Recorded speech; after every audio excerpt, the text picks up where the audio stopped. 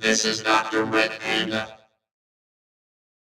Have you ever wondered about the most disastrous defeat of the once invincible Mongol cavalry? What would happen if cavalry charged into European armies in the 19th century? Greetings, everyone. Dr.RED Panda here. In this episode, we'll delve into the swan song of the Mongol cavalry, the Battle of Palikao. In ancient times, if there was one military force that shone brightest on the battlefield, it was undoubtedly the cavalry. With its exceptional mobility, terrifying impact force, and formidable endurance, cavalry became the undisputed ruler of the battlefield. Why was Genghis Khan able to traverse the Eurasian continent with ease? Ultimately, it was thanks to the ferocity of the Mongol cavalry, which repeatedly crushed enemy forces, setting records in world military history. However, with the continuous development of firearms and artillery, the dynamics between cavalry and infantry were completely reversed. Especially after the 18th century, cavalry armed with swords and bows dared not charge head-on against infantry, as the outcome was almost certain: death. Even the once invincible Mongol cavalry, which had conquered vast territories, had to retreat in disarray before the onslaught of firearms and cannons. Overview of the Battle of Palikao. On September 21, 1860, just 1 month before the signing of the Beijing Treaty, the Qing Dynasty and the Anglo-French forces clashed near Baliqiao on the outskirts of Beijing. The Qing forces, totaling approximately 30,000 men, included 10,000 Mongolian cavalry and 20,000 infantry, while the Anglo-French forces numbered around 8,000 troops. Despite a considerable gap in equipment between the two sides, the Qing army also possessed firearms and cannons. Logically speaking, even if they couldn't win, they shouldn't have suffered such a devastating defeat, right? However, the reality was that the Qing dynasty not only lost but suffered a humiliating defeat. After the battle, the Qing army suffered losses of over 1,200 men. In contrast, the Anglo-French forces lost only 5 men and had 47 wounded. Yes, you read that correctly. Despite the 30,000-strong force of the Manchu and Mongolian cavalry, they only managed to kill 5 soldiers from the Anglo-French coalition. Back in the heyday of the Mongol Empire, while the Mongol cavalry may not have been invincible, they were undoubtedly among the elite troops. How did they become so ineffective in warfare several centuries later? To truly understand this issue, we need to first delve into the Battle of Palikao. As for the cause of the Battle of Palikao, I won't dwell too much on it. In general, it stemmed from the dissatisfaction of the British and French with their existing interests. They used the pretext of the Arrow Incident and the Shilin Incident to launch the Second Opium War. On August 21, 1860, the British and French coalition forces captured the Daegu forts for the second time and occupied Tianjin. The Qing army retreated to Tongzhou. On September 17th, the Anglo-French forces attacked Zhangjiawan, causing the Qing army to retreat once again, withdrawing to Baliqiao west of Tongzhou. The commander of the Anglo-French forces, Montauban, believed that they couldn't give enough time for Zheng Rinchen to organize his troops, so they continued their advance. In the early morning of September 21st, the Battle of Palikao erupted. Around 7 o'clock in the morning, the Allied forces launched attacks on the Qing army positions at Baliqiao from 3 directions: east, west, and south. The eastern route was commanded by General Yaman of the French forces 1st Brigade. The western route was under the command of the British General Grant, and the southern route was led by General Crino of the French 2nd Brigade. Their task was to assault the Baliqiao. As the battle commenced, the Qing cavalry launched repeated charges. About 2 kilometers away from the Qing forces, the Anglo-French coalition forces began firing Congreve rockets, which rained down on the Qing cavalry camp like hailstones. This startled the untrained Qing horses, causing them to panic and disrupt their own formations. After a brief period of chaos, the Qing army launched another attack. This time, when they reached about 1 kilometer from the coalition forces, the Allied forces opened fire with canister shot. The exploding shells sprayed shrapnel into the crowd, causing heavy casualties among the Qing soldiers within a radius of 30 meters. Eventually, When about one-third of the Qing army reached within 200 meters of the Allied forces, the Allied forces unleashed uninterrupted rifle fire. As the Qing army approached to within 50 meters of the Allied positions, their casualties were nearly total. Not a single person managed to break through the Allied lines. Finally, the Allied forces launched a counterattack. With the rain of artillery shells pounding the Qing positions, the Qing infantry also suffered heavy losses. Commander Seng Rinchen retreated, while Deputy Sheng Bao suffered severe injuries, and the Qing army fled in disarray.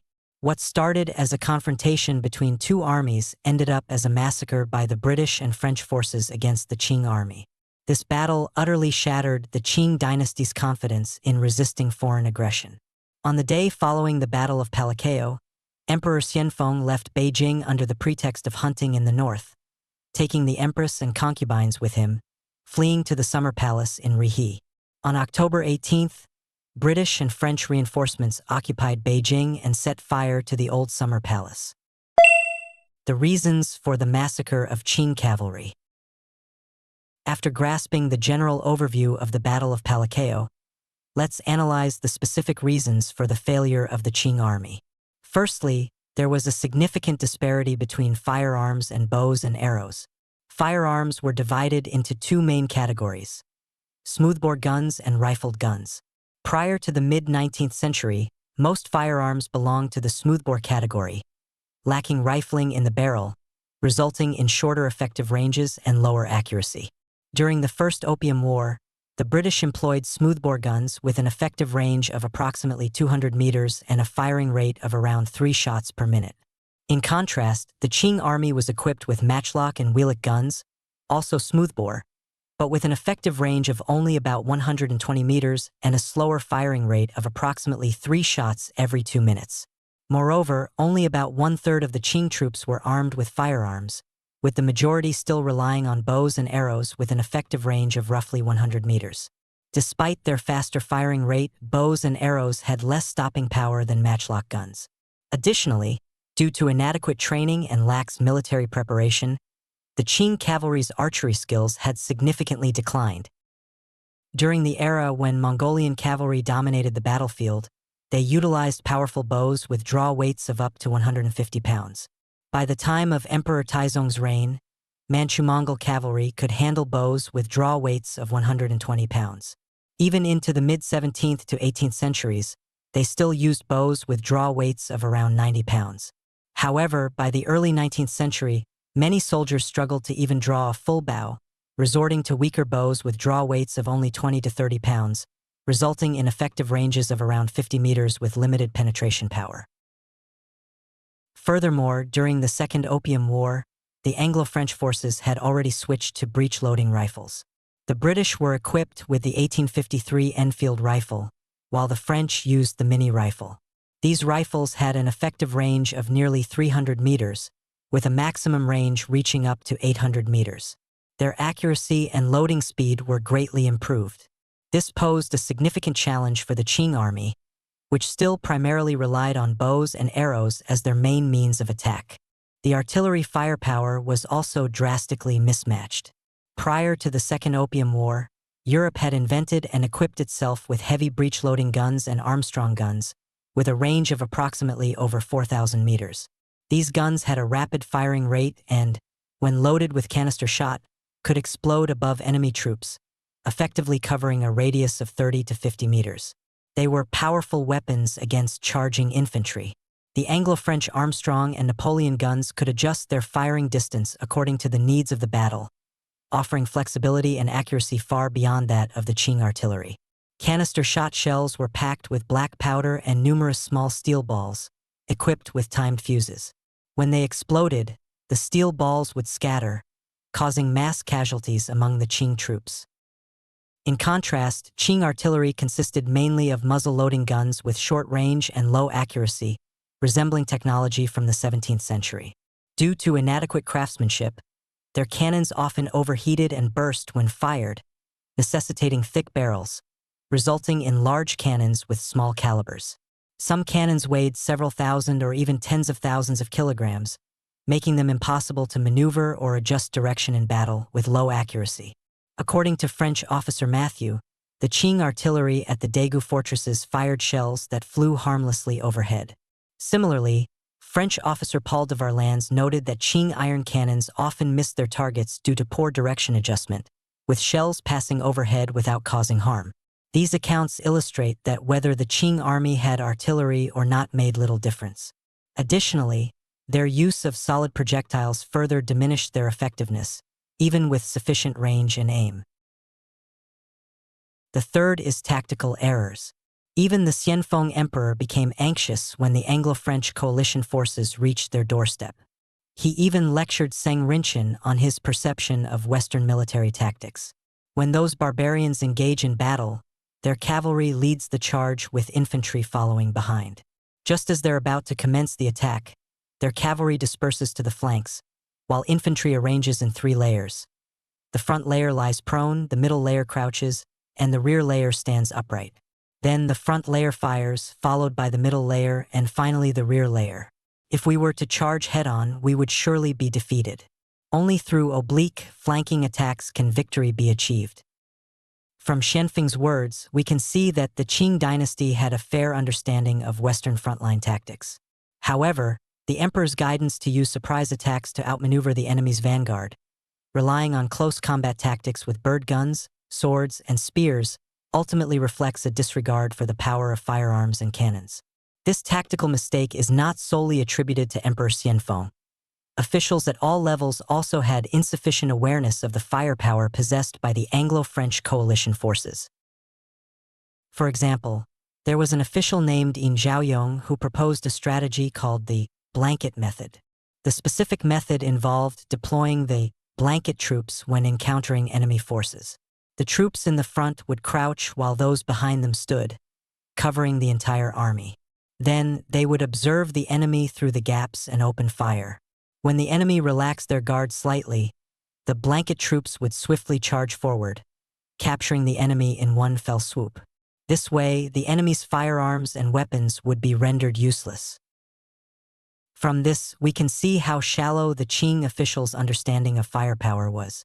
The Battle of Palikao completely destroyed the main force opposing the Anglo-French coalition, dealing a severe blow to the blind and arrogant entrenched forces of the Qing government, thus reducing resistance to the subsequent self-strengthening movement.